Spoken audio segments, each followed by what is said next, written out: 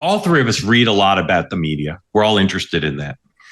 I don't know that most consumers who watch CNN or who read the Washington Post, I don't know that they care much about that beat. Maybe they do. I don't know what the stats are. If I were running a major news organization, I would try to have reporters who weren't biased. And amongst my top priorities would be the media critic.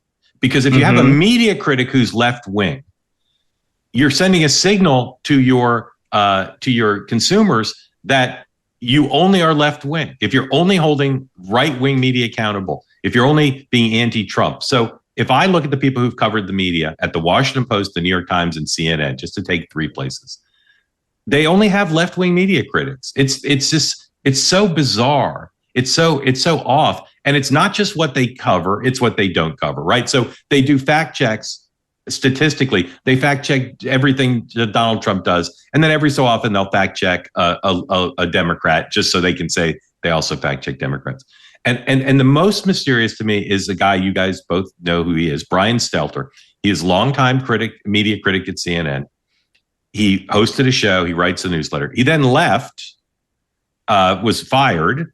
I don't know how much of his firing was ideological, but my reporting suggests some of it was, because they said what I'm saying. We can't have our media critic be so hostile to Donald Trump as a business matter, but also as a matter of trying to appeal to conservative consumers, but also just a matter of doing our job correctly. I think it was some combination of those three things. He's now back at CNN. He doesn't have his own show anymore, but he's on CNN regularly, and he writes a daily newsletter that is so predictably anti-Republican, so predictably anti-Trump. I know what he'll write about. I know what stories he'll choose to write about and not choose to write about. And I know exactly what he'll say in every case, because it's going to be tendentiously, aggressively anti-Trump. And so my question is, if you're CNN and you want to appeal to conservatives, it's not their only problem. But Drew, how big a problem do you see it that their media critic he might as well write for The Nation magazine? He's so anti-Trump. How big a problem is that for the brand of CNN? I think it's an enormous problem, Mark. I think, you talked a lot in your interview with Kessler about what the American people think about media bias, right? There is a strong sentiment among not just conservatives, but independents too, that the media has gone off the rails in ways that are predictably, patternistically liberal, right? When you look at the polling and trust in media, it's basically Democrats trust the media about 60 to 70%. Everybody else is in the toilet.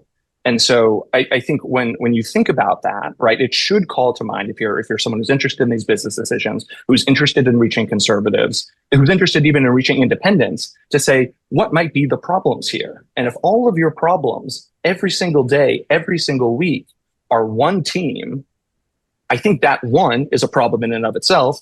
Two, because it's not likely to be right. But two, and really importantly, you're right. It codes to all of your readers and all of your listeners and everyone who's consuming this content that there's only one bad guy here, right? And I think not only is this the case with media critics, but I think it's very acutely the case when it comes to fact checking, right? So at CNN, Daniel Dale, I think I remember after Joe Biden got elected, he went 3 months. This is a guy who fact checked Donald Trump every day. He went 3 months without fact checking Joe Biden.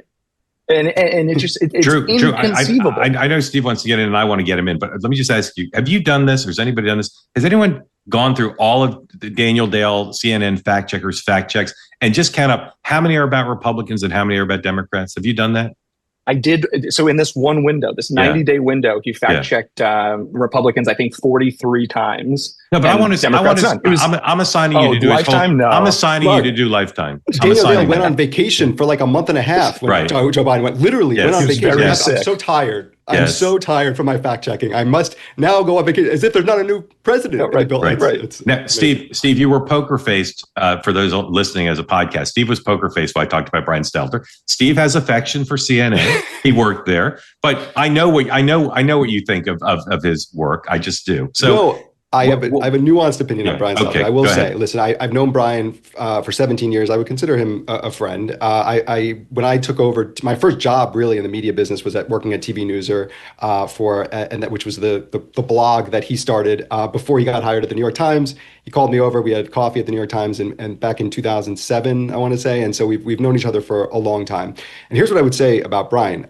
First of all, when Brian did get fired for, as you, I would say, correctly pointed out, his association with the politics of Jeff Zucker and like that Trumpian focus there, and as like the enforcer, he was replaced essentially with a much worse version of Brian Stelter, like the JV version of Brian Stelter in the guy who doesn't even deserve a mention. So I will just kind of point that out. Yeah. Now, the second thing I would say is that I would put Brian in a category of someone who let's just say reads the comments. Okay. I actually, Brian interviewed me for the Reliable Sources newsletter shortly after Trump won in 2024. He ended up showing up at UFC, and I made a point about the fact that this, he was riding the culture.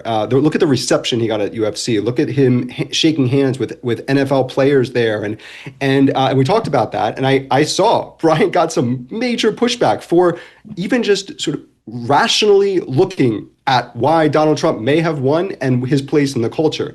And I do think that there is a subset of people that no matter how powerful they are, people who are much more powerful than Brian Stelter, who are sitting at within CNN. And I would put someone, for example, like Jake Tapper in this category, who are so swayed by the reaction they may get from their friends, from people that just random ex-followers, that they will do or not do certain journalism and certain coverage because of that reaction. And I think that's unfortunate, because I don't think you need to, this is a different landscape. You can do things like what you do, Mark, and not be viewed as a partisan and be viewed as fair and get a great reaction by not going Trumpian and MAGA. I mean, like, I'm not putting on the red hat, but just being fair and rational about it. And who cares what some random people say on X? Steve, I so admire, I truly do, your loyalty to your friends. And I do, because my view is, if I had a friend who was a doctor, this is a metaphor I always use, and his level of abrogation of professional responsibility was the same as Brian Stelter's, I would say to my friend, the doctor, you're killing people. People are dying on your operating room table. You need to find something else to do. So again, I appreciate your friendship, but I also appreciate, given that he's your friend, what you just said. But it's not like he responds to the comments occasionally. Every day, he's writing a liberal newsletter about the media, which pretends to be an objective look at the media. And it's not just what he writes about; it's what he leaves out. Mark, I think he's doing his job. That's what's even more sad. I think he's doing what he's told to do. Of course. But you and I both know there's a feeling at CNN, just like there is at the Washington Post. I don't know about the New York Times, but people in management at CNN, people who own those brands, Jeff Bezos and the people on CNN, they know this is an issue, right? And they're looking to bring in conservative voices. So it's like, shouldn't they start with their media critic shouldn't be liberally biased? Shouldn't that be a starter? I agree with you that there must be people there who think that's the current thing they want to do. But they already fired him once. How could he? And I'm not trying to get him fired because he tries to get people fired. That's not my deal. But I don't understand how they allow him to do his job like that. I truly don't. If they want to even have a pretense of being fair. Yeah, well, I mean, look, just to broaden it out, I think that this is, as you mentioned, this is a problem beyond that, because I do think that, and I could point to certain people. I mean, I will just, I'm going to get people in trouble, but like, there's someone named Mark Preston who's at CNN, who's a top producer there, who I know is fair, and I think has been there for a long time and understands it. I think there's people like at the New York Times. Sean McCreesh is a reporter who now covers the White House, who I think is completely fair, who covered Trump on the campaign trail. These people find their way in, and they're able to do it. And rather than saying that they're aberrations, I think of someone like Sean and say, if he can do it, shouldn't this be a call to everyone and say, listen, you're allowed to do this. This is not going to get you, canceled, and it may get you invited to one less, cocktail party. And I know that this is like a cliche, but it is literally the true. I mean, people have said that you can have the balls to just be real and to do do a job slightly differently within the same organization that you're in. You don't have to be fearful of getting kicked out because of that. I totally agree, except I think you got to do it pretty fundamentally differently from the way most of them do it. So this question of fixing it, right? Like, how does it get fixed? People on the right don't want it really to be fixed. They complain about it, but it's a business opportunity for them, not just because it gives them content, right? Megyn Kelly could talk every episode about outrages in the media. She could. Fox talks about it regularly. But also, it's a consumer thing. If these legacy organizations actually did what they were supposed to do, they might take some market share away from fair outlets or conservative outlets. So they're not interested in change. The only possibility of change is if these organizations decide to stay in business, they must do it. So Drew, if the Washington Post management said, boy, I've been watching Next Up, and I see the light now. We cannot be addicted to the left-wing audience. Whatever reason we have a left-wing audience, whether you believe Kessler that it's happenstance or you believe Mark Halperin that it's liberal bias, we got to change. What steps could they take to be a profitable and fair business? Yeah, so I think it's tough, right? I want to be clear. This is not like, oh, there's an easy fix here. But I think what they really need to do at Bedrock is they need to have fewer liberal blind spots. And I think you make a really good point about there's probably particular parts of a newsroom where liberal blind spots are most dangerous. Your media critic, your fact checker. But I think to break that herd mentality, I think one of the big problems is that there is a herd mentality in a lot of these newsrooms where you have overwhelmingly liberal voices who, one, are only interested in or primarily interested in liberal issues and liberal topics, but two, don't even think about the types of questions that a conservative might ask. And so I think it seems a little trite to say, well, we have to do the New York Times 2016 Barry Weiss experiment all over again. But I think if you actually had people in key positions in newsrooms who were, if not conservative, at least not liberal, at least not from the kind of academic educational background that so many reporters come out of, who can hold up a finger in a newsroom conversation and say, hey, I actually don't think this is as straightforward as maybe we're saying it is. That I think would actually go a long way to helping broaden out and ask some of these questions. And then you just have to have the kind of the wherewithal and the will to fight through your probably overwhelmingly liberal audience who won't like that. You might have something like a Washington Post where you lose all of these subscribers and all of this feedback, and you have to live through that pain to get to a point where it looks something better. Steve, let's say we could clone you, and your clone gets hired by Mark Thompson, and as I always say, you get paid a Burisma, Hunter Biden Burisma level return of $50,000 a month. And Mark Thompson says, Steve, you have carte blanche. You can do anything you want. Fire, tell people to do their jobs differently, and you've got 3 months so that when the guys from the Ruthless podcast watch CNN, they no longer have anything to say except congratulations, great job. Go ahead. Tell us your 3-month plan. Wow.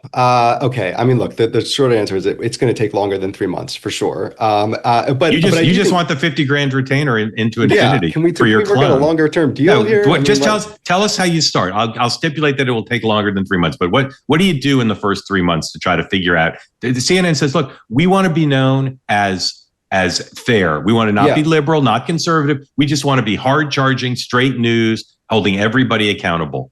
What do you do? What's the beginning of the Krakauer plan?